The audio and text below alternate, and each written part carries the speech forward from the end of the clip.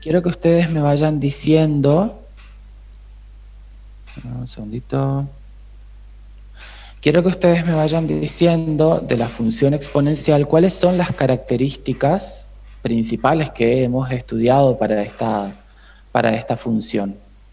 Cuando digo las características principales me refiero a cómo está definido el dominio, el conjunto imagen, cómo tiene que ser la base de la función exponencial, cuándo la función es creciente, cuándo es decreciente, en general por qué punto pasa, por qué punto de coordenadas pasa esta función.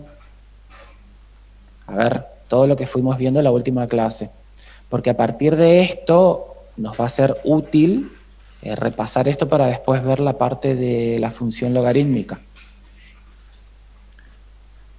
¿Quién o quiénes se animan a ir respondiendo estas preguntas?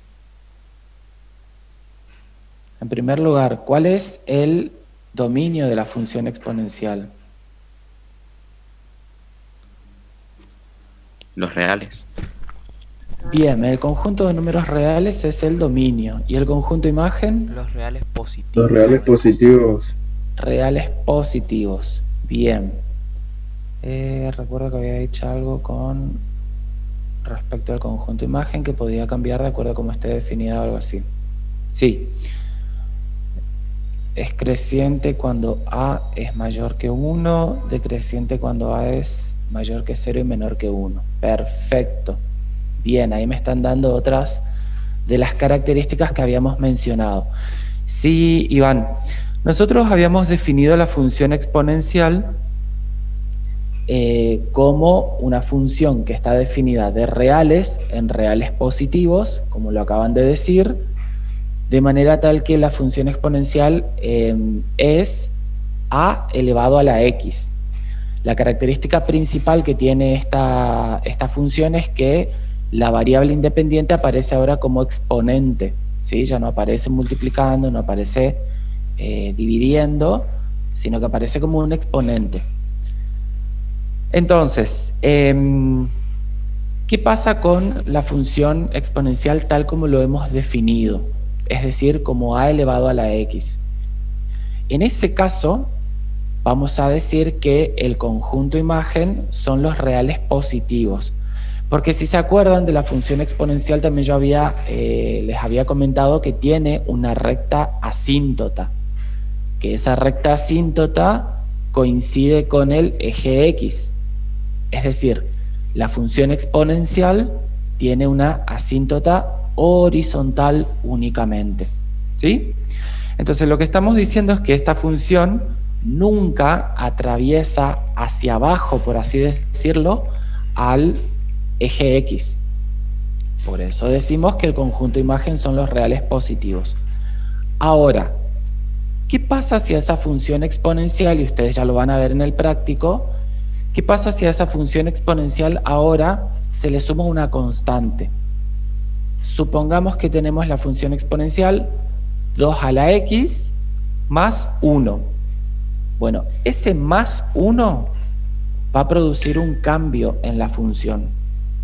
Va a producir un desplazamiento en la función. Y por lo tanto, ese desplazamiento va a hacer que el conjunto imagen cambie. Ya no sean solo los reales positivos. Puede ser que sean los reales positivos mayores que 1, o puede ser que sean los reales desde menos 1 hacia más infinito. Puede cambiar. A eso hacía referencia. ¿Se entiende, Iván?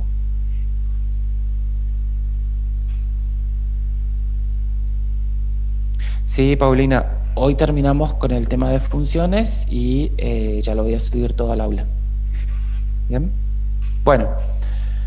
Perfecto lo que estuvieron diciendo también. Entonces, la función exponencial es creciente cuando la base del exponente es un número mayor que 1, la función es creciente.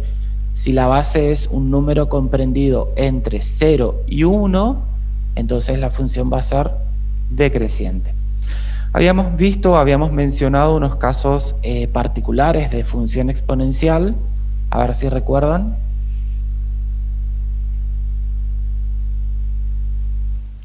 ¿Cuál era? Que dependía de la base. Que tenía que ser un número dice.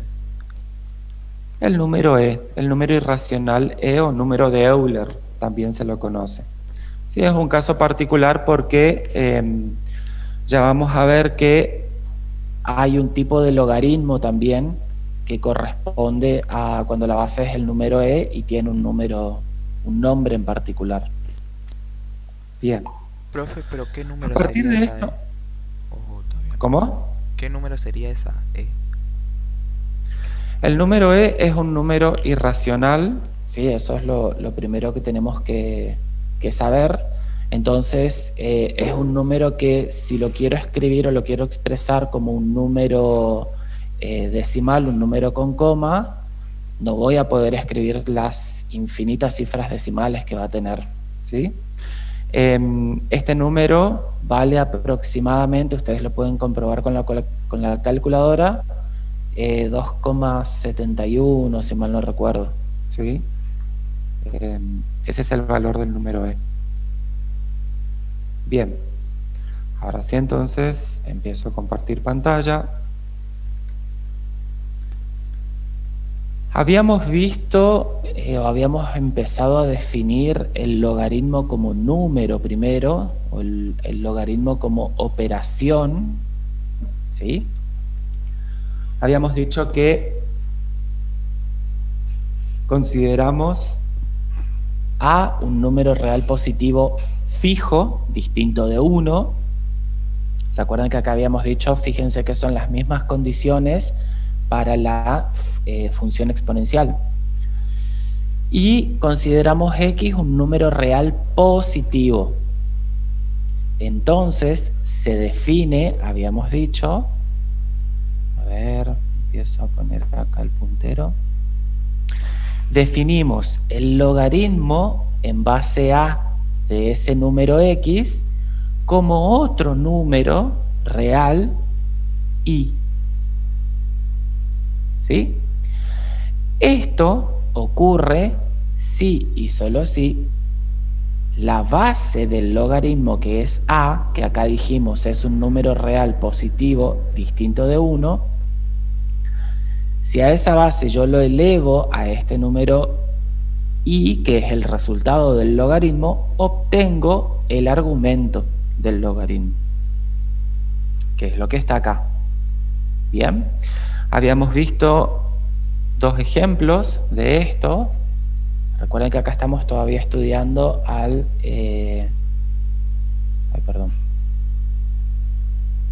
Estamos estudiando el logaritmo como número, no como función todavía.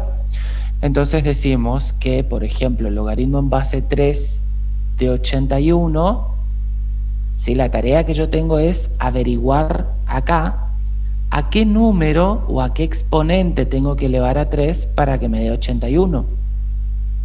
¿Sí? O sea, acá intuitivamente está como un poco la idea de esa función exponencial. Recuerden que en la función exponencial dijimos que la variable o la incógnita, en este caso, si lo pienso como una ecuación, aparece en el exponente, ¿sí? Por eso cuando se me plantea esto, digo, bueno, ¿a qué número tengo que elevar a 3?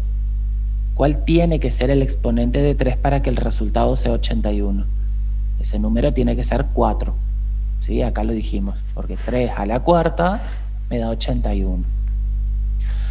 Entonces acá también estamos trabajando un poco ya la idea intuitiva de que el logaritmo y el exponente o la exponencial están relacionados o están vinculados de alguna manera. ¿Bien? Y acá lo mismo, logaritmo en base a un medio de 8, ¿a qué número tengo que elevar a un medio para que el resultado sea 8? Tiene que ser menos 3. ¿Por qué? Y acá está la razón, lo habíamos escrito. ¿Estamos hasta acá, chicos? ¿Se entiende? Esto es definición de logaritmo como número, no como función todavía. ¿Se entiende eso? Sí, profe. Perfecto. En la parte de las propiedades, esto yo les había pedido que tomen captura si querían, como para ya tener a mano. Estas son las propiedades que verifica el logaritmo, reitero, como operación. Es decir, todavía no hablamos de la función logarítmica acá. Vamos a considerar A y B, dos números reales positivos, distintos de 1, cada uno de ellos, y vamos a tomar X e Y, números reales positivos también. Una de las propiedades que se verifica es que el logaritmo en base A de 1 es 0. Ahora, ¿por qué ocurre esto? Porque el logaritmo en base a cualquiera sea ese número A, si el argumento es 1, esto siempre es 0. Y bueno, porque ustedes saben que... Sí. No, que todo número elevado a la 0 da 1. Perfecto. Porque si yo a esta base A lo elevo a su exponente o a un exponente 0, esto siempre me va a dar 1. Entonces, fíjense que, y acá particularmente con A no hay problema que sea 0 porque estamos diciendo que es un número real positivo. ¿Bien? Entonces, la razón de que el logaritmo en base A, es decir, cualquiera sea la base del logaritmo de 1 sea 0, es porque todo número elevado a la 0 siempre es 1. ¿Y por qué será que el logaritmo en base A de A es 1?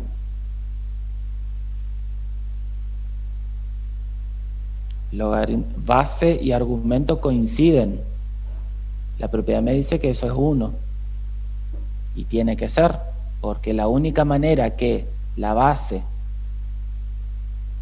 me dé como resultado la misma es que el exponente sea 1.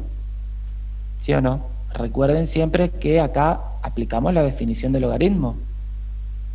A elevado a la 1 es lo que me da A. ¿Se entiende, chicos? Sí, profe. Bien. Esta propiedad 3, por ahí suele como costar un poquito entenderla, pero en síntesis lo que acá nos está diciendo es que cuando nosotros tenemos una exponencial en la cual el exponente tiene un logaritmo cuya base coincide con la base de la exponencial, fíjense, ¿sí? Eso da como resultado el argumento del logaritmo. Ahora, ¿de dónde sale eso? Bueno, nosotros tenemos que el logaritmo en base a de un número x me da como resultado otro número y, un número real y. ¿Sí? Ahora, ¿por qué ocurre esto? Bueno, porque por definición de logaritmo, a elevado a la i es x. La base del logaritmo elevado al resultado me da el argumento. ¿Hasta ahí estamos? Pero fíjense que este i que está acá es esto que está acá. Fíjense que acá estamos diciendo que i es el logaritmo en base a de x. Entonces lo único que hace acá es reemplazar esta i por el logaritmo en base a de x. Y por eso queda esto. Igual a x. ¿Se entiende? Pero acá, en síntesis, la propiedad es esta, chicos. Cuando yo tengo una exponencial, acá voy a poner con número. Cuando yo tengo una exponencial donde el exponente es un logaritmo que tiene la misma base que la exponencial, el resultado de esto es simplemente el argumento del logaritmo. ¿Está? Y acá está también un poco ya implícito la idea de que la exponencial y el logaritmo, siempre que las bases sean las mismas, son operaciones inversas. ¿Bien? Cuarta propiedad es que el logaritmo en base a de un producto es igual a la suma de los logaritmos, ¿sí? Entonces yo acá puedo poner, por ejemplo, el logaritmo, voy a trabajar con el logaritmo en base 10, logaritmo decimal, ya lo vamos a ver cuando estudiemos la función logarítmica. De 10 por 100 es igual por la propiedad al logaritmo en base 10, en base 10 de 10 más el logaritmo en base 10 de 100. Cuando la base del logaritmo es 10, chicos, no se escribe la base. Por eso no escribí acá el logaritmo, la base del logaritmo, ¿sí? Entonces, vamos a resolver cada miembro de la igualdad. Esto sería logaritmo de 10 por 100 es 1000. O sea que acá tengo que calcular el logaritmo de 1000. Y acá voy a empezar a calcular los logaritmos. Logaritmo en base 10 de 10. Fíjense que la base y el argumento son iguales. Si aplico la propiedad 2, ese logaritmo es 1. ¿Sí? Más logaritmo en base 10 de 100, ¿cuánto será? Si acá la base es 10, ¿a qué número lo tengo que elevar para que el resultado sea 100? 2, profe. 2, perfecto. Logaritmo en base 10 de 100 es 2. ¿Por qué? Porque 10 al cuadrado me da 100. Ahora, acá tengo el logaritmo en base 10 de 1000. O sea, ¿a qué número tengo que elevar a la base 10 para que el resultado sea 1000? ¿Al cubo? Al cubo, exactamente. 10 al cubo me da 1000. Entonces, el logaritmo en base 10 de 1000 va a ser 3. Y acá si resuelvo esta suma me da 3. Entonces, acá vemos con un ejemplo la aplicación de esta propiedad. ¿Bien? Recuerden que el logaritmo de un producto es igual a la suma de los logaritmos. Reitero eso porque tienden a confundir esta propiedad, que si aparece una suma acá, quieren como distribuir ese logaritmo. No. El logaritmo de un producto es igual a la suma de los logaritmos. O la suma de los logaritmos es igual al logaritmo de un producto. ¿Bien? Esa es la propiedad. Y en forma análoga ocurre con el cociente. Si yo tengo el logaritmo de un cociente de números reales, la propiedad me indica que esto es la diferencia de los logaritmos. ¿Bien? Y acá, bueno, pueden utilizar este mismo ejemplo haciendo 100 sobre 10 y resuelven cada uno de esos logaritmos y van a ver que da lo mismo. La sexta propiedad es que el logaritmo en base a de x elevado a un exponente n, donde n es un número real, ¿sí? Este n, vale la aclaración, este n es el exponente del argumento, no del logaritmo. ¿Bien?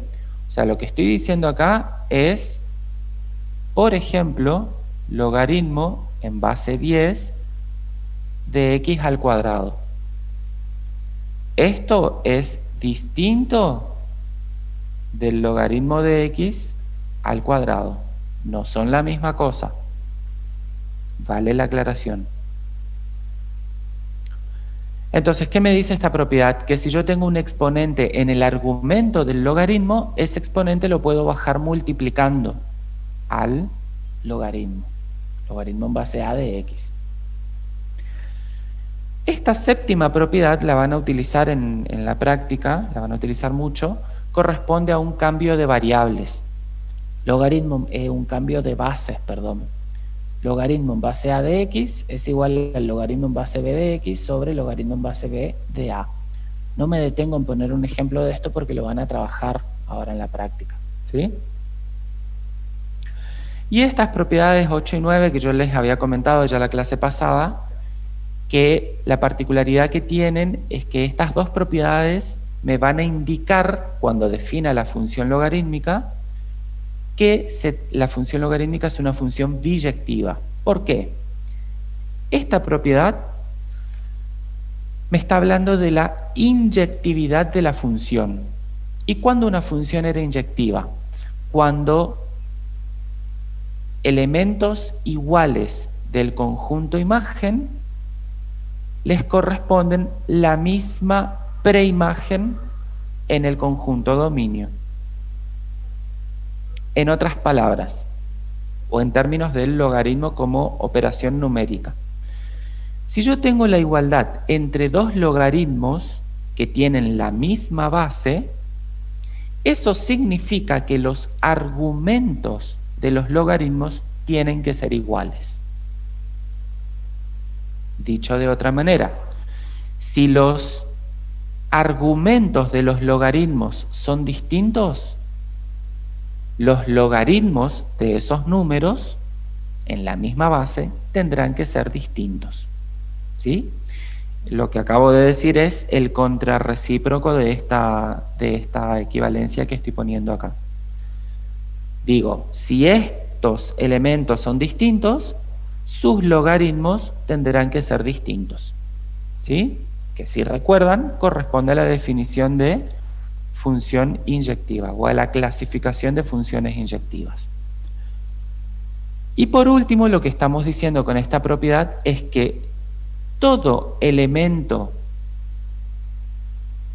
real, todo número real, o para todo número real, vamos a encontrar otro número real positivo, de manera que ese número real i va a ser el resultado de aplicar el logaritmo a este número x.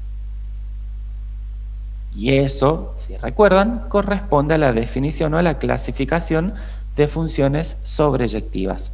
¿Cuándo una función era sobreyectiva? Cuando para todos los elementos del segundo conjunto tienen asignado una preimagen, o lo que es lo mismo, todos los elementos del segundo conjunto son imágenes de algún elemento del dominio. Bien, eso es lo que me está indicando esta novena propiedad si pienso al logaritmo como una función. ¿Bien? ¿Estamos hasta acá, chicos? ¿Entendió?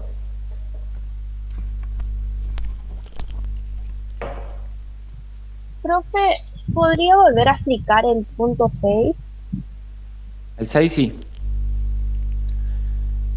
Logaritmo en base a de x a la n es igual a n por logaritmo en base a de x, siendo n un número real cualquiera. Voy a ver si puedo poner acá un ejemplo. Voy a trabajar otra vez con el logaritmo decimal. Supongamos que yo tengo el logaritmo en base 10 de 10 al cuadrado. ¿Sí? Lo que me dice la propiedad es que este cuadrado, que es el exponente del argumento, yo lo puedo bajar multiplicando. ¿Bien? Ahora, voy a resolver ambos miembros de la igualdad. Acá tendría que resolver primero esta potencia, entonces me quedará el logaritmo en base 10 de 10 al cuadrado, que es 100. Y acá sí ya puedo resolver este logaritmo. Logaritmo en base 10 de 10, por la propiedad 2, base y argumento coinciden, entonces esto es 1. Logaritmo en base 10 de 100 es 2, porque 10 al cuadrado me va a dar 100 si aplico la definición de logaritmo. Y de este otro lado tengo 2 por 1, 2. ¿Está? ¿Se entendió ahí? Sí, muchas gracias. Bien, de nada. Uy. Sí, la propiedad 4. La propiedad 4 lo que me dice es, si yo tengo un producto de dos números reales como argumento de un logaritmo, esto es igual a sumar los logaritmos de cada uno de esos números reales. Y acá está el ejemplo. No sé qué parte no quedó clara de esa propiedad. Lautaro. Profe, le hago una consulta. ¿Puede ser que varias de las propiedades de los logaritmos sean las mismas que la de la potenciación, pero escrito como logaritmo, ¿no? Sí, podría ser. Habría que analizar. Acá lo estamos, recordad que el logaritmo lo estamos asociando con la exponencial como operaciones inversas, una de la otra. ¿Bien? Muchas gracias. Sí, Lautaro, acá es una propiedad. Logaritmo en base a de un producto es igual a la suma de los logaritmos. A ver. Yo acá tengo un producto de dos números reales, 10 y 100. ¿Sí? Trabajando en este mismo ejemplo. Si yo aplico esta propiedad, lo que estoy diciendo acá es que tengo el logaritmo en base 10 de 10, solamente de este factor, y el logaritmo de 100, o sea, de este factor.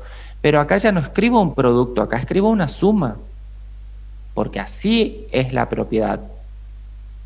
El logaritmo de un producto se transforma en suma de logaritmos. ¿Bien? Y entonces, para verificar que efectivamente esta propiedad es válida, propongo un ejemplo que es este que puse acá, y lo que hago es ir resolviendo cada lado de la igualdad.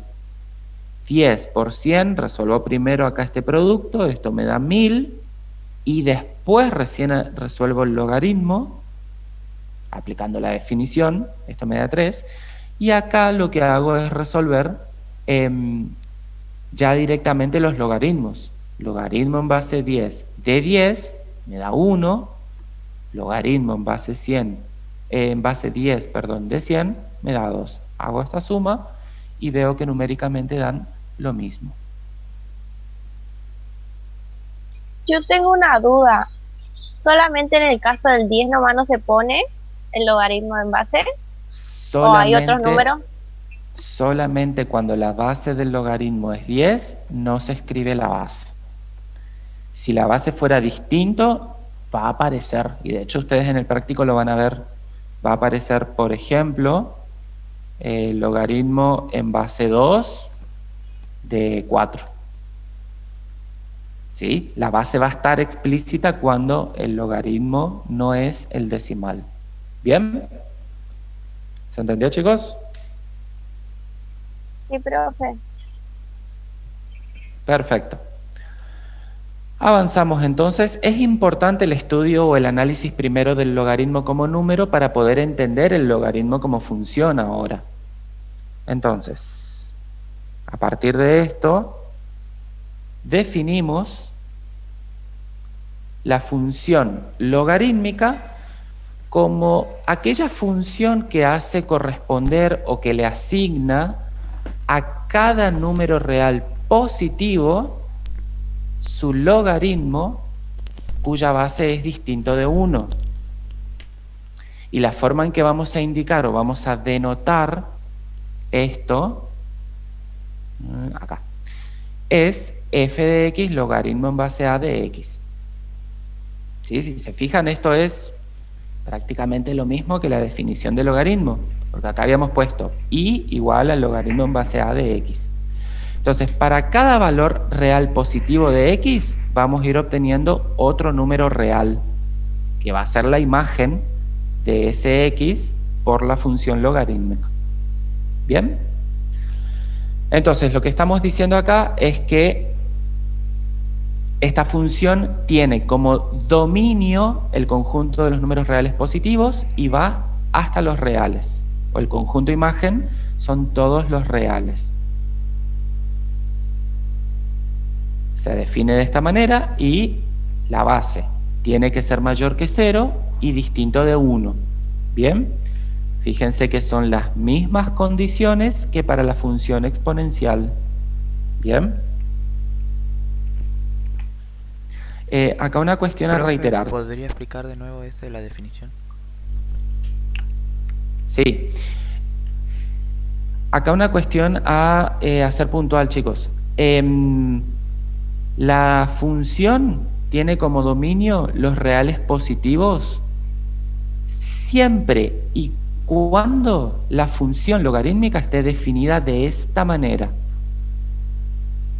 Si en el argumento del logaritmo aparece alguna constante sumando o restando, este dominio va a cambiar. No es lo mismo el logaritmo en base a de x que el logaritmo en base a de x más 5, por ejemplo. ¿Bien? Esto también ya lo van a ver en el práctico ustedes.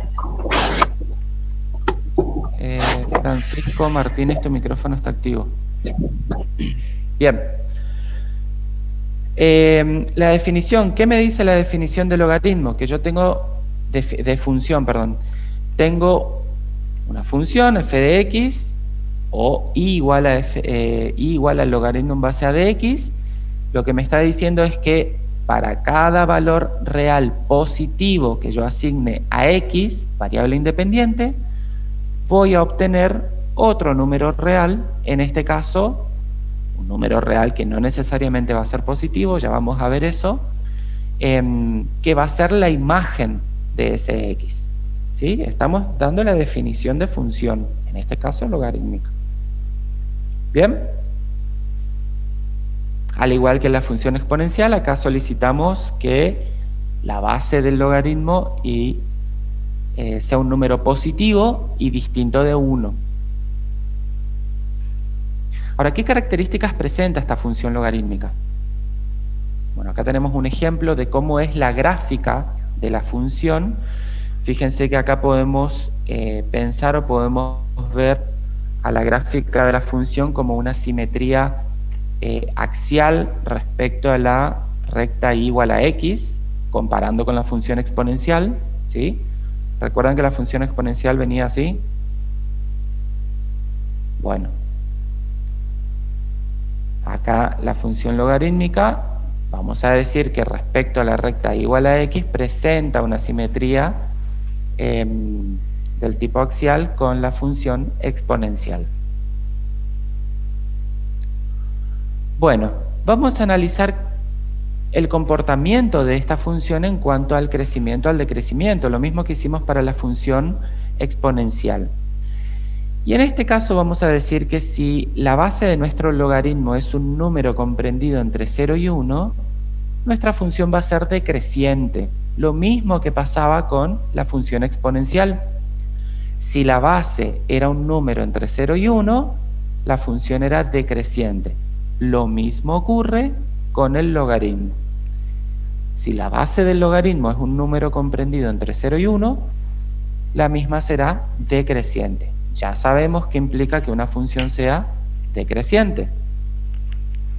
Análogamente, si la base es un número mayor a 1, nuestra función será creciente. Y ahí está la gráfica que vimos en el ejemplo anterior. ¿Bien? En general, y esto reitero, va a depender de cómo esté definida la función logarítmica, pasa por el punto de coordenadas 1, 0, es decir, por este punto. Siempre y cuando mi función logarítmica esté definido como logaritmo en base a de x. Reitero, si se altera el argumento, se altera la gráfica de la función, se altera el dominio también. ¿Bien? Y esto, si se acuerdan, habíamos dicho algo similar en la función exponencial. Dijimos que en general la función exponencial pasaba por el punto 0, 1, por este punto. ¿Bien? Profe, Sí. ¿podría mostrar cómo era cuando era decreciente, por favor? ¿La gráfica? Sí. Sí. Ahí está. Ahí está. Muchas gracias. Fíjense que acá, a medida que aumentan los valores de la variable independiente, disminuyen o decrecen los valores de la variable dependiente. Por eso decimos que la función es decreciente. ¿Está? Sí, muchas gracias. Perfecto. Bien, seguimos. Acá vamos a analizar dos casos particulares, ¿sí? de la función logarítmica. La función logarítmica en base 10, que es lo que les decía, si la base del logaritmo es 10, no escribimos la base, simplemente lo expresamos de esta manera, que recibe el nombre de logaritmo decimal, y si la base del logaritmo es el número e, recuerden que e es un número real positivo, distinto de 1, en ese caso vamos a obtener lo que se llama el logaritmo natural. Y fíjense que en este caso tampoco escribimos la base, pero la notación es distinta al logaritmo en base decimal. ¿Sí? Acá tengo logaritmo en base 10, acá tengo logaritmo en base e, que recibe el nombre particular de logaritmo natural. Bien, son dos casos particulares de logaritmo. ¿Estamos hasta acá, chicos? ¿Se entendió?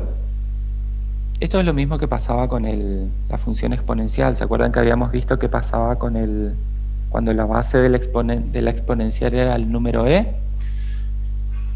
Bueno, acá pasa lo mismo con el logaritmo. Bueno, y a ver qué más hay. Sí. Ahí, cuando es la base e, ¿no se aclara que en la fórmula?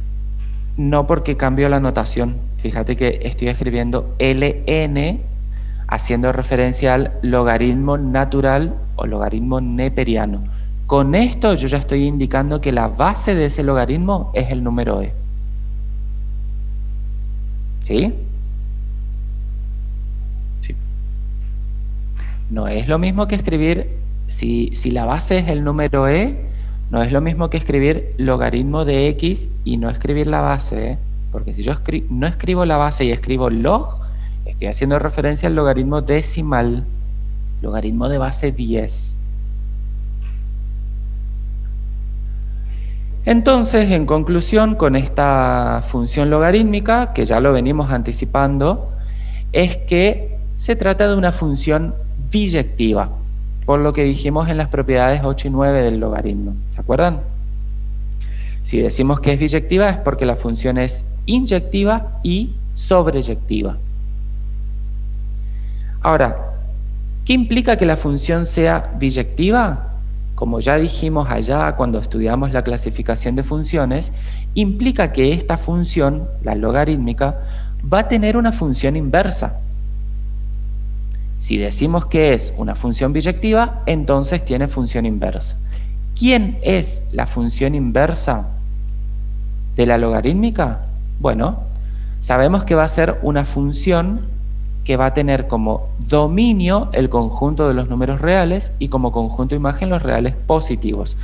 Recuerden que, a ver, voy a escribir acá, recuerden que nuestra función logarítmica,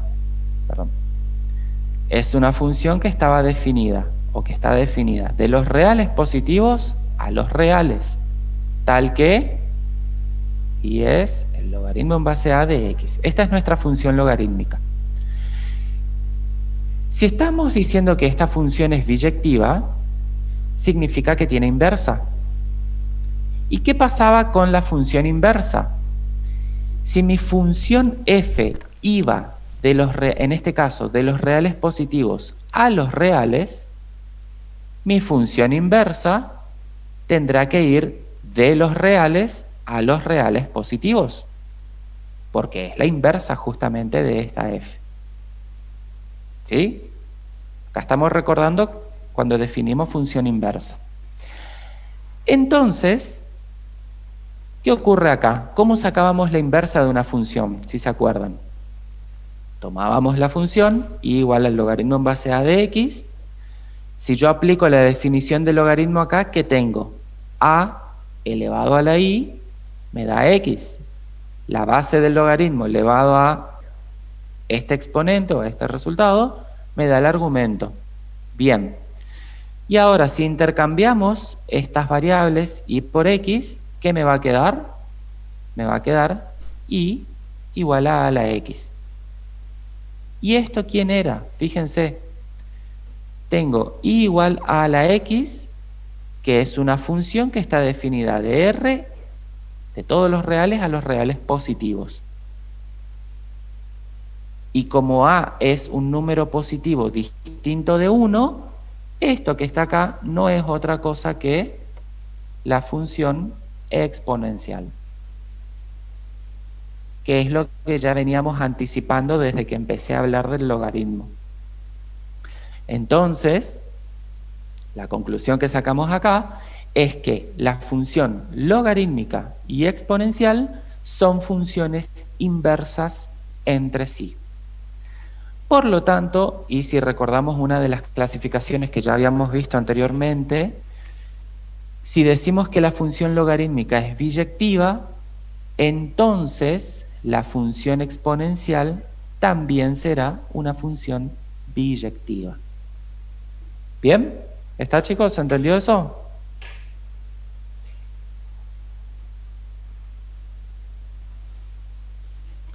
Con esto terminamos lo referente a funciones logarítmicas, función exponencial, función homográfica, que es lo que habíamos visto.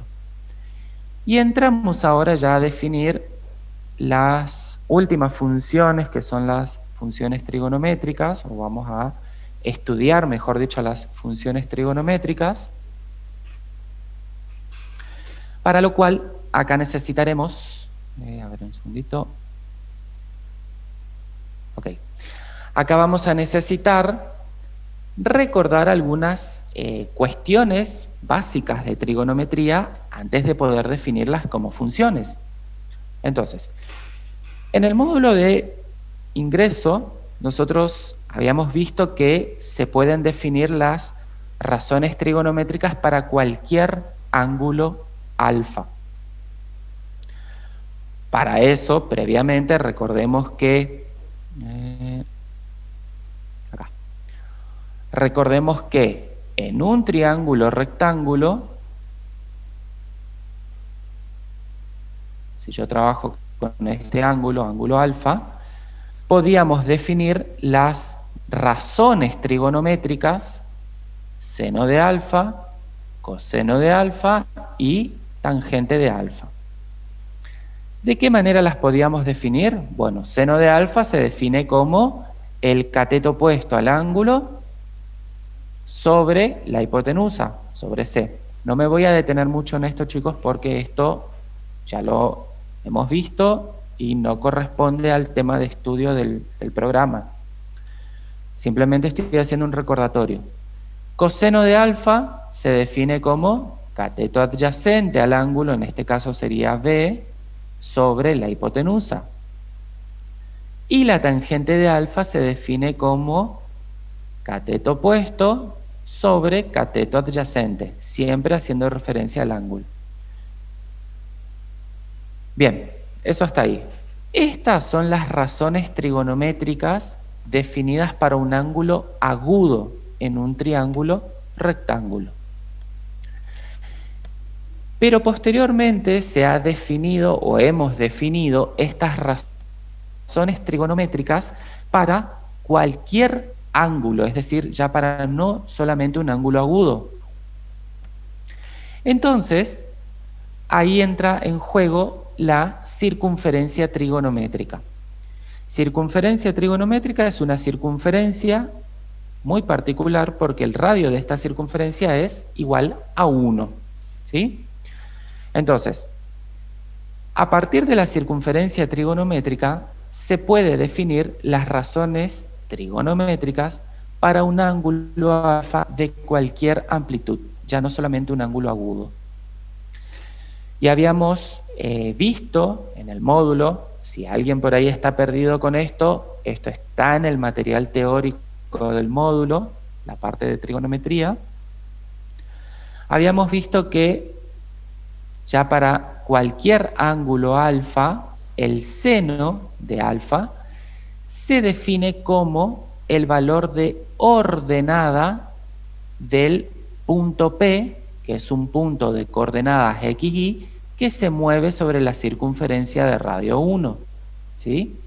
¿Por qué decimos que es igual al valor de ordenada? Bueno, fíjense, Si yo trazo acá un segmento perpendicular al eje X, se forma este triángulo rectángulo. ¿Bien? Ahora, que tengo este ángulo alfa. Por definición de seno de un ángulo es el cateto opuesto sobre la hipotenusa, que vale 1. Cateto opuesto sería este segmento. Y si yo quiero saber cuánto mide este segmento, ¿dónde tendré que mirar? Justamente en la ordenada. Por eso asociamos el seno de un ángulo al valor de ordenada de un punto P de coordenadas X, Y. Análogamente, el coseno del ángulo, que se define como el cateto adyacente, va a estar dado por este segmento, la longitud de este segmento. Entonces, el coseno del ángulo alfa para cualquier ángulo alfa va a estar dado por el valor de abscisa del punto P.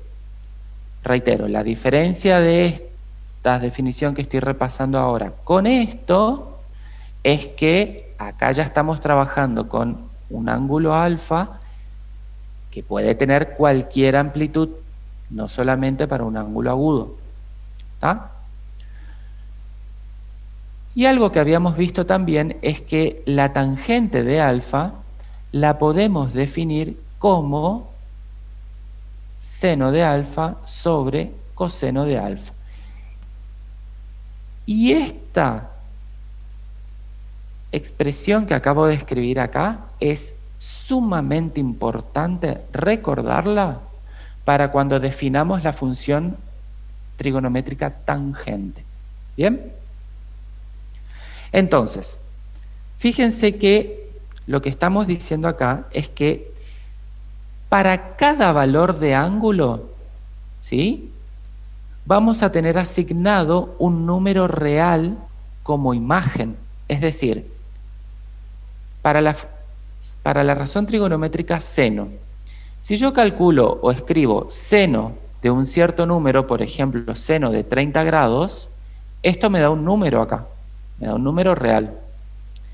Si escribo seno de 60 grados, esto me da otro número real. Si escribo seno de 90 grados, esto me da otro número real, que particularmente acá vale 1, seno de 90. ¿Sí? Entonces, fíjense lo que estamos diciendo acá. Para cada ángulo, para cada valor de ángulo, la razón trigonométrica seno me asigna un número real. Y eso no es otra cosa que la definición de función. Entonces, podemos definir a partir de esto que estoy mostrando la función trigonométrica seno de la siguiente manera. Es una función que está definida de los reales, de todos los reales, al conjunto menos 1, 1 como conjunto imagen. ¿Sí? De manera que la función se define como seno de x. Entonces, la característica principal acá es que el dominio de la función seno son todos los reales. Y el conjunto imagen va a estar acotado al intervalo menos 1, 1. Solamente ese es el conjunto imagen de la función seno. Ahora, ¿cómo va a ser la gráfica de esta función? Bueno, déjenme mostrarles acá. A ver, ¿me dicen por favor si están viendo GeoGebra, chicos? Sí, se ve. Perfecto. Lo que tenemos acá es la circunferencia trigonométrica. Esa misma que tenía recién en el Power. Circunferencia trigonométrica. Y esto que está representado acá por el punto azul, por este cuadradito azul, es el punto de coordenadas X, Y. Por lo tanto, este segmento en rojo que está acá con línea continua, no sé si están viendo el puntero, este segmento en rojo es lo que representa, ¿sí?, la razón trigonométrica seno del ángulo que se forma acá. el ángulo alfa.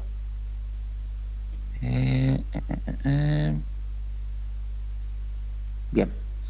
Entonces, ¿qué les quiero mostrar acá? Les voy a mostrar cuál es la gráfica que se genera, ¿sí?, para cada valor de ángulo que nosotros obtengamos o asignemos. Recuerden que la función seno me va a asignar un valor real, un número real como imagen. Entonces, cada uno de esos pares de puntos los vamos a ir ubicando en el plano de coordenadas cartesianas. Y cuando unamos esos puntos, ¿cómo va a quedar la gráfica? Bueno, fíjense. Acá particularmente tenemos un ángulo que mide 37 grados. Si yo lo expreso en radianes, esto sería 37 sobre 180 pi radianes, ¿sí?, que son dos sistemas de medición de ángulos equivalentes. Ahora, ¿cuánto vale el seno de 37 grados? Vale 0,6. ¿Sí? Entonces, fíjense, 37 grados en pi radianes estaría aproximadamente por acá, donde está el puntero. Y el valor de imagen, 0,6, sería este, o sea, donde está este punto verde. ¿Qué pasa si yo ahora cambio el valor del ángulo? Y voy cambiando constantemente. Ese punto verde me va dando el conjunto de imágenes o el conjunto de valores que corresponden a las imágenes para cada uno de los diferentes ángulos que voy eligiendo. Fíjense, acá por ejemplo tenemos un ángulo de 130 grados. El seno de 130 grados es 0,77. ¿Sí?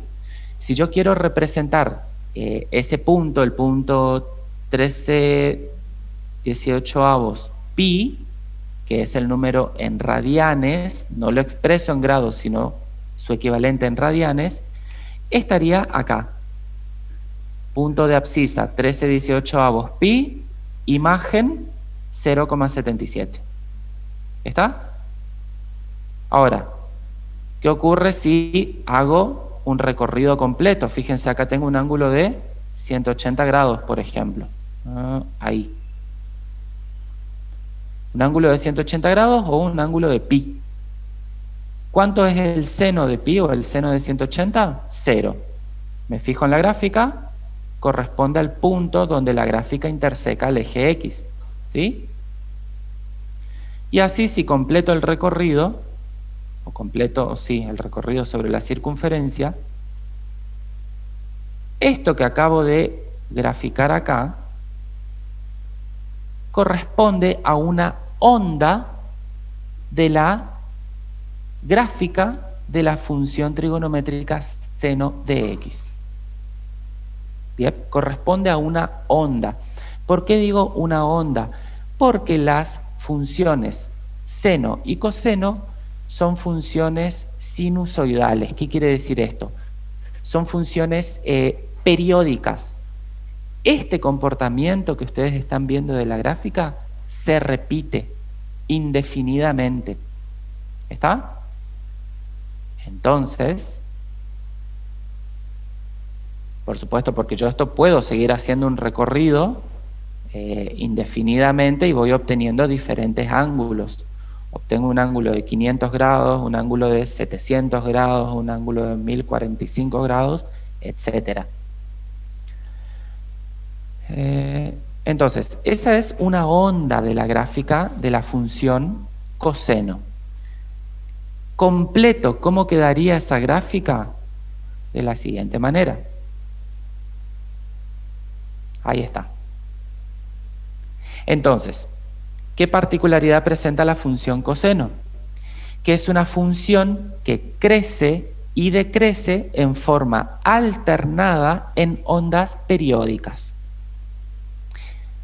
En la gráfica que les mostré recién en GeoGebra, la onda que se dibujó es esta parte que está acá, este recorrido que estoy haciendo. A ver, no sé si están viendo, chicos, me avisan.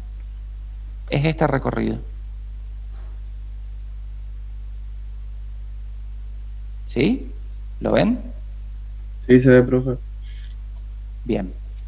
Y eso se empieza a repetir. Esta onda se empieza a repetir. Por eso decimos que es periódico, porque se empieza a repetir. A partir de 2pi, que es cuando hacemos un giro completo sobre la circunferencia, se repite el comportamiento. Se repite el comportamiento, indefinidamente. ¿Bien? Fíjense que esta gráfica, la gráfica de la función seno, corta al eje X en infinitos puntos. Esos infinitos puntos son nada más y nada menos que las raíces de la función seno. ¿Qué quiere decir esto? Son esos valores donde la función seno se hace 0. Es decir, seno de 0, 0. Seno de pi, 0. Seno de 2pi, 0, y así. Entonces, en todos los múltiplos enteros de pi, la función seno tiene una raíz. Es decir, en 1pi, fíjense acá en lo que estoy señalando, 1pi, 2pi, 3pi, 4pi, y también para los negativos, porque K es un número entero, ¿sí? De esta manera marcamos las raíces de la función seno. ¿Estamos hasta acá? Bueno. Análogamente, como definimos esta función seno, podemos definir la función trigonométrica coseno de un ángulo. ¿Qué va a pasar acá? Para cada valor de ángulo, el coseno me va a asignar un número real como imagen. ¿Está? Entonces, la función coseno también es una función que tiene como dominio el conjunto de los números reales y como imagen el intervalo -1, 1, como conjunto imagen. De hecho, esto se me pasó a mostrarles en la gráfica del seno, pero les muestro ahora con la del coseno. A ver si alguien puede anticipar por qué esto va de -1 a 1 nada más. ¿El radio puede ser? Por el radio de la circunferencia, exactamente. Fíjense que nosotros definimos seno y coseno en una circunferencia de radio 1. Entonces, los máximos valores que va a alcanzar o que van a alcanzar las funciones seno y coseno, máximos y mínimos, son -1 y 1. ¿Está? Vamos a ver qué pasa con el coseno. ¿Cómo va a ser? Sí. ¿Por qué ahí yo no entiendo en el que estaba, si puede volver atrás, en el coso de el de la función coseno? A ver. Coseno. Ahí. Acá. En el dominio dice los reales y entre corchetes dice -1, 1. ¿Eso quiere decir que son todos los reales excepto eso? ¿O no? No. Estos son dominio los reales y como imagen el intervalo -1, 1. O sea, de todos los números reales que vos podés tener como imagen, las que son efectivamente imagen son solamente estos. El intervalo -1, 1. ¿Sí? Si yo quiero exceptuar un valor, acá voy a poner todos los reales menos y voy a escribir entre llaves cuál es ese número que no forma parte del dominio. ¿Estamos? Porque eso me confundió con la función homográfica que tiene todos los reales excepto un número. Claro. Sí. Pero fíjate que después de esas llaves aparece la flechita. Esta flechita es la que te está indicando que está yendo al otro conjunto. ¿Sí? Esto es lo que te separa en dos conjuntos. Y ¿bien? si yo cambio el radio, ¿tengo que cambiar también el conjunto de imagen? Lo que pasa es que las razones trigonométricas para cualquier ángulo se definen en una circunferencia de radio 1. Este conjunto de imagen puede cambiar, sí, claro, pero ahora vamos a ver de qué depende que esto cambie, ¿sí? Ahora cuando definamos ya en forma general a las razones trigonométricas seno y coseno. ¿Bien? Sí. Entonces, ¿cuál va a ser la gráfica del coseno? ¿Cómo va a quedar? Bueno, acá por una cuestión de construcción, chicos, yo les había dicho en la razón trigonométrica que el coseno está representado por este segmento, ¿sí? Este segmento en rojo. Por una cuestión de construcción, la longitud de este segmento en color rojo está dado por este segmento acá, en línea de puntos, ¿sí? A ver, como para que me crean que vale lo mismo. Si yo mido este segmento, por ejemplo, veo que mide 1,57 y acá mide 1,57. Esto es, reitero, por una cuestión de construcción para mostrar la gráfica. ¿Está? Pero segmentariamente la representación del coseno es este punto que está acá, este segmento, perdón. ¿Bien? Entonces, en forma análoga a como hemos visto para el seno, vamos a ver qué pasa con el coseno. Entonces, este punto azul es el punto de coordenadas x, y. Y lo que habíamos dicho es que el coseno de este ángulo alfa queda determinado por la abscisa de este punto, que justamente corresponde a esta longitud. ¿Bien? Entonces, por ejemplo, para este ángulo de 46 grados, el coseno de 46 grados vale 0,69. ¿Qué pasa si cambiamos el ángulo? Por ejemplo ahí, coseno de 30 grados, que su equivalente en pi radianes son pi sextos, el coseno de ese ángulo mide 0,87 de este ángulo, ¿sí? Bien, o sea, la longitud de este segmento es de 0,87. Ahora, al igual que ocurría con el seno, para cada valor de ángulo tenemos asignado como imagen un número real. ¿Cómo va a ser la gráfica? A medida que vayamos obteniendo diferentes ángulos, vamos obteniendo los diferentes puntos que corresponden a las imágenes de esos ángulos, de esos diferentes ángulos, hasta completar la vuelta o completar un ciclo. Esto que está acá corresponde a una onda de la gráfica de la función coseno. ¿Bien? Al igual que el seno, esto es cíclico, esto es periódico. Este comportamiento en la gráfica se va a repetir indefinidamente.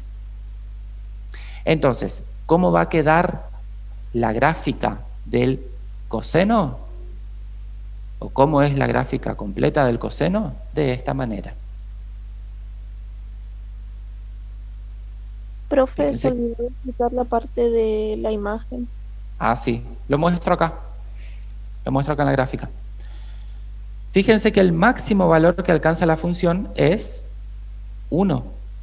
En cualquiera de estos puntos, si yo me muevo con una recta paralela al eje X, la gráfica nunca pasa de 1. Análogamente, si lo hago por debajo del eje X, con una recta paralela al eje X por menos 1, la gráfica nunca pasa esa recta.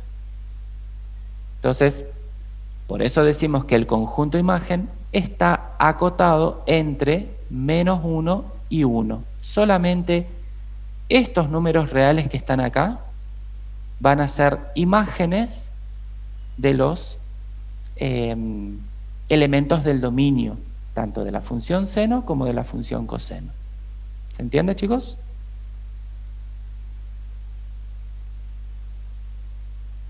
¿Estamos hasta ahí?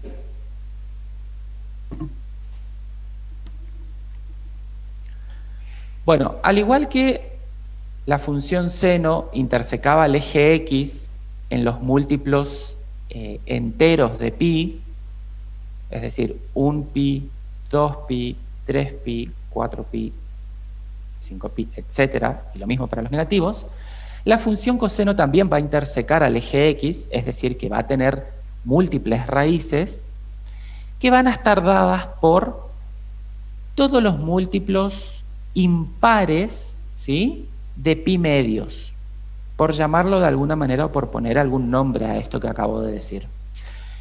Esto que está acá, para cada número k entero que ustedes pongan, siempre les va a dar un número impar. 1, 3, 5, 7, 9, 11, 13, 15, etc. Siempre les da un número impar, sea cual sea el valor de k que pongan acá. Entonces, lo que voy a ir obteniendo son múltiplos impares de pi medios. Y acá podemos ver 1 pi medios, 3 pi medios, 5 pi medios, 7 pi medios, y lo mismo acá para los negativos. Esas son las raíces, ¿sí?, de la función trigonométrica coseno. Son aquellos valores donde la función se hace 0. Entonces, acá nosotros lo expresamos, como estamos hablando de números reales, lo expresamos en el sistema radian, en pi radianes. Pero pi medios, su equivalente en sexagesimales, son 90 grados. Entonces, lo que estamos diciendo acá es que el coseno de 90 grados es 0. ¿Se entiende, chicos, eso? Fíjense acá. ¿Qué pasa cuando el ángulo vale 90 grados? Voy a sacar esta gráfica primero. Fíjense, acá está el ángulo y acá me da el valor del coseno. ¿Qué pasa cuando vale 90 grados? O pi medios, el coseno es 0. ¿Qué pasa cuando vale 3 medios de pi?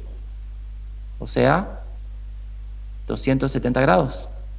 3 medios de pi, el coseno es 0. ¿Se comprende?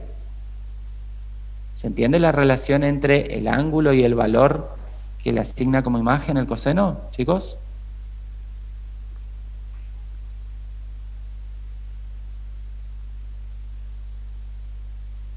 Bueno, esto entonces es la manera en que se conocen o se obtienen las raíces de la función coseno. Por último, la función tangente es aquella función, y atención acá al compañero que me había preguntado de los números que se excluyen del dominio. Fíjate cómo está definido acá. La función tangente tiene como dominio todos los números reales, excepto estos que están acá. ¿Y quiénes son estos? Lo vimos recién. Son los valores donde el coseno se hace 0. Son los múltiplos impares de pi medios. Pero ¿y por qué las raíces del coseno se excluyen en el dominio de la tangente? Porque si recuerdan, cuando empecé a hablar de esto, les dije que la tangente trigonométrica de un ángulo la podemos definir también como el cociente entre el seno y el coseno. Y ustedes saben que en una división el divisor nunca puede ser 0. O sea, esto tiene que ser distinto de 0 siempre. Por eso, para definir la función tangente, excluimos aquellos valores donde el coseno se hace 0. Vos podés tomar cualquier número real del dominio, excepto pi medios, excepto 3 medios de pi, excepto 5 medios de pi, etc. Todos aquellos valores donde el coseno se anula. ¿Bien? Y el conjunto imagen, a diferencia de las otras dos funciones trigonométricas, seno y coseno, el conjunto imagen de la tangente son los números reales. ¿Sí? Vamos a ver ahora cómo es la gráfica. Esta es una gráfica muy particular. No me voy a detener mucho en esto porque esta parte no he mostrado la representación, ¿sí? Pero sí quiero que vean. Ok. La tangente se representa segmentariamente por una recta que está fuera de la circunferencia, chicos.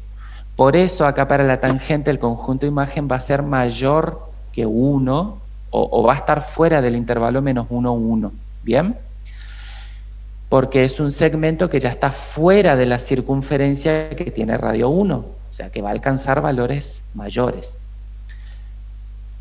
Que está representado por este segmento acá en color rojo. No sé si lo alcanzan a ver. Entonces, para cada punto que yo voy moviendo sobre la circunferencia, que corresponde a este valor de ángulo, este segmento en rojo es la representación de la tangente. Lo que mida este segmento es lo que vale la tangente de este ángulo.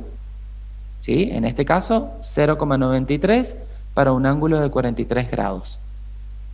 Pero, fíjense que acá, fíjense cómo ya supera. Para un ángulo de 66 grados, fíjense, la tangente ya vale 2,25. Y así. Entonces, ¿cuál va a ser el comportamiento o cómo va a ser la gráfica de la tangente? De esta manera.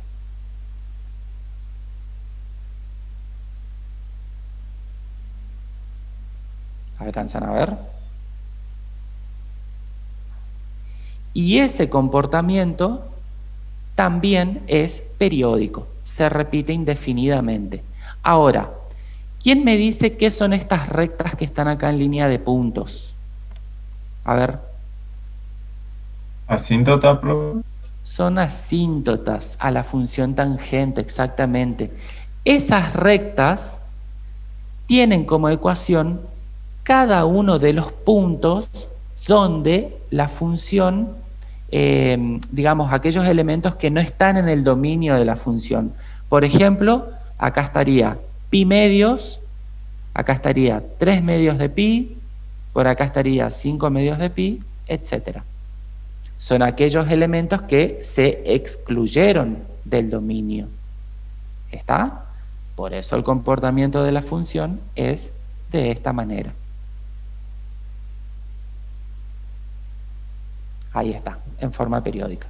Entonces, fíjense acá, queda clarito esos puntos donde, o que no forman parte del dominio, son las asíntotas a la función tangente.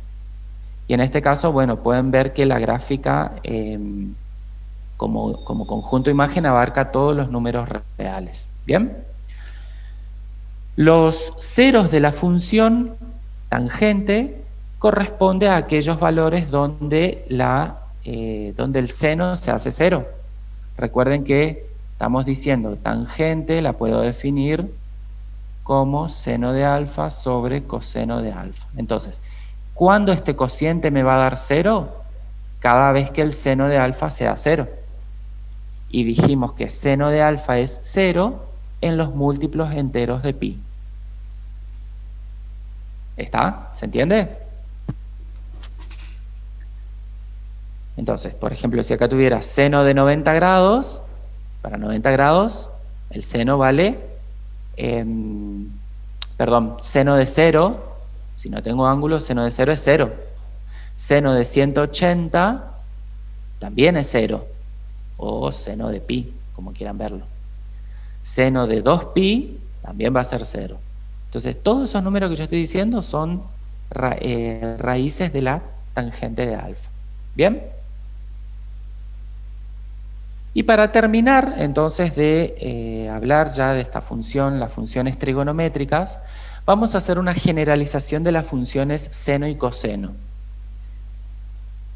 Y acá es en donde entra en juego esta variación del conjunto de imagen que me preguntaba un compañero. Podemos generalizar las funciones seno y coseno de esta manera. Podemos definir a la función seno como a por seno de bx más c más d, donde a, b, c y d son números reales. Y a y b tienen que ser distintos de 0. A ver, ¿quién me dice por qué tienen que ser distintos de 0 a y b?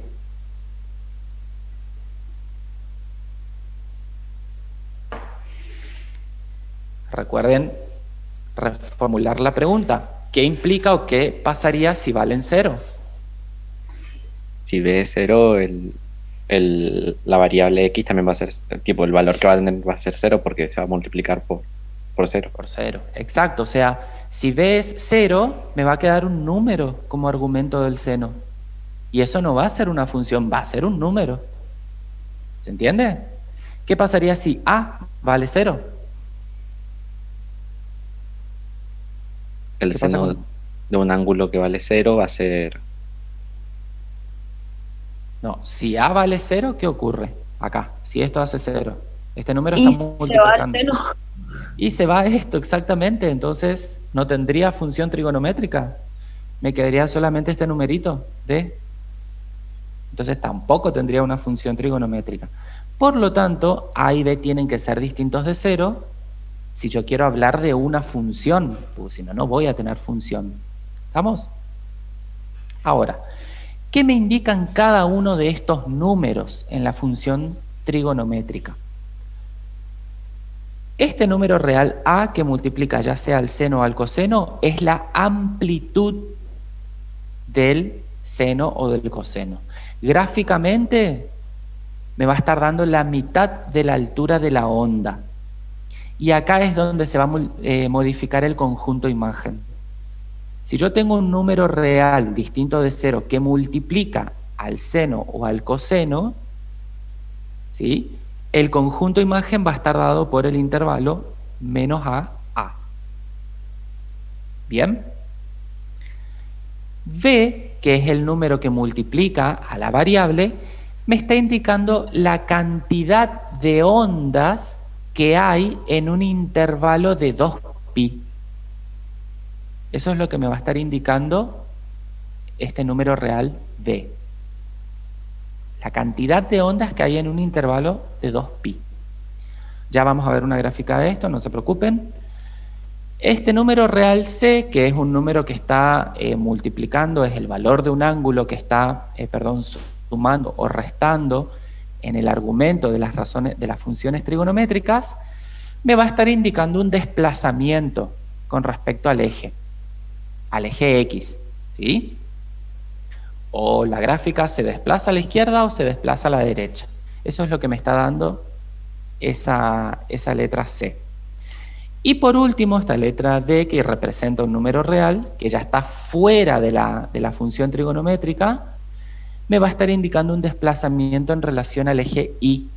O sea, la gráfica sube o la gráfica baja. Eso es lo que va a estar pasando. Veamos gráficamente esto que estábamos diciendo. A ver, ¿dónde está? Acá. Bien. Originalmente la función que estuvimos viendo es esta, la función seno de un ángulo. Ahora, que fíjense que ahí coincide, tiene una amplitud 1. Si yo pienso, fíjense acá en la función que está acá abajo, no sé si lo alcanzan a ver. Puedo mover esto. No sé si alcanzan a ver acá, chicos, la función cómo está definida. La parte inferior. No Sí, se ve sí. muy bien, profe. ¿Ahora sí? No, tampoco, ahora se ve bien. Ahora no, ahora. Ahí, acá esta Ahí partecita. ¿Sí? Bien. Bueno, fíjense que acá el número que estaría multiplicando a la función seno es 1. Entonces, decimos que tiene una amplitud 1, que les decía que es la mitad de la altura. La altura de la onda sería todo esto, ¿sí? El valor mínimo y el valor máximo que alcanza. ¿Qué pasa si esa A ahora hacemos variar? ¿Qué va a pasar con la gráfica? Y bueno, la gráfica también va a cambiar, fíjense. Esa que está en rojo es la función original seno, que tiene amplitud 1. Voy a sacar para que no se confundan. Acá estoy graficando otra vez la función seno, pero que su amplitud ahora es 2. Entonces, ¿cuál va a ser el conjunto imagen ahora para esta función? 2 menos 2. Menos 2, 2. Menos 2, 2, exactamente. ¿Bien? Sería todo este intervalo. Fíjense cómo queda definida la función. 2 por seno de x sería en este caso. Y así yo puedo obtener diferentes amplitudes. Lo que ocurre con la gráfica es que modifica su altura, vamos a decir. ¿Qué pasaría si A es negativo? Y la gráfica de la función se invierte nada más. ¿Tá? Pero la amplitud sigue siendo lo mismo porque es un número real positivo. Estoy hablando de una medida. ¿Bien? Bueno, eso en relación con la amplitud. ¿Qué pasa con el periodo? Dijimos que el periodo es la cantidad de ondas que hay en un intervalo de 2pi. Entonces yo acá tengo mi intervalo de 2pi, fíjense esto que está acá en este rectángulo. ¿Cuántas ondas hay en ese intervalo? Una onda es esto. Desde donde empieza hasta donde termina y se vuelve a repetir el comportamiento. Eso es una onda. Entonces, en este intervalo, ¿cuántas hay? Una sola. Una sola. El periodo es 1. ¿Sí? ¿Qué ocurre si lo cambiamos ahora? Por ejemplo, acá. Lo mismo, en el intervalo de 2pi, fíjense cuántas ondas hay ahora. Acá tengo una y acá tengo otra más. ¿Se ve o no?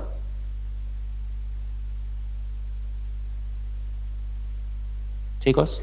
Profe, ¿siempre en intervalo de 2pi? Siempre voy a analizarlo en un intervalo de 2pi, exactamente. Entonces, en un intervalo de 2pi, porque acordate que en 2pi es donde se hace el recorrido completo de la circunferencia, ¿sí? Por eso siempre lo analizo en 2pi. Entonces, lo que ese número b está haciendo es indicarme cuántas ondas hay en ese intervalo de 2pi. En este caso, 2. Que coincide justamente, si se fijan acá en la función como está definida, sería seno de 2x. En un intervalo de 2pi hay 2 ondas. ¿Estamos? Y por último, ya con esto terminamos, la fase, que es ese número real c que está sumando en el argumento. ¿Qué ocurre acá? Ese número c, lo que hacía, les decía, es desplazarme a la gráfica sobre el eje x. ¿Ven ese desplazamiento? Ese desplazamiento se produce cuando aparece una constante sumando, restando dentro del argumento de la función trigonométrica seno o coseno, ¿sí? Yo acá estoy mostrando con el seno, chicos, pero con el coseno pasa lo mismo. ¿Está? A ver, esto sería ahí, en un intervalo donde la fase es 0, fíjense, la amplitud también se modifica. Lo mismo que pasaba con el seno, ocurre acá. El periodo, que me indica cuántas ondas hay en un intervalo de 0 a 2pi. Fíjense, entonces acá yo tengo, acá comienza, acá termina, entonces acá tengo recién una onda, y acá tengo la segunda onda, que corresponde justamente al periodo o al valor b que multiplica a la variable. ¿Esta, chicos, se entendió? Con esto hemos terminado el tema de funciones. Yo creo que en la parte práctica estas funciones trigonométricas lo van a estar trabajando recién el martes, así que el martes van a seguir con funciones en la parte práctica. Ya nosotros vamos a arrancar con la unidad 3, que corresponde al tema de análisis combinatorio. ¿Estamos? Profe, ¿podría hablar Sí. con usted un ratito? Sí. Yo quería comentarle, yo me añadí recién ayer al grupo de álgebra G10 porque tuve un problema con el SIU, con el aula, y recién me